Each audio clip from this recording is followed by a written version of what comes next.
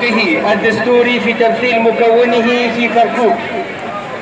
إننا اليوم نتضامن مع شعبنا التركماني في رفضه الاستفتاء خارج الإقليم، وهذه المناطق ليست عائدة للإقليم ولا تعود له لا قانونا ولا دستوريا، ومن غير الصحيح أن تستمر مجلس محافظة كركوك والمحافظ بهذا الأداء المخالف للقوانين والدستور العراقي.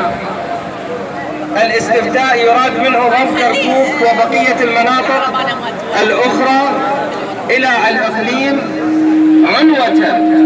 لا يوجد استفتاء حر في هذه المناطق وهي تحت سيطرة قوات البيشمركة وغيرها، لا يمكن لهذا الاستفتاء أن يكون حرا. لذلك نتضامن معهم ونرفض هذا الاستفتاء، وليعي شعبنا التركماني حرا أبيا مشاركا معنا في بناء الوطن وفي بناء المستقبل بكل حضارته وأمجاده وتراثه الذي نعتز به. ونشكركم جميعا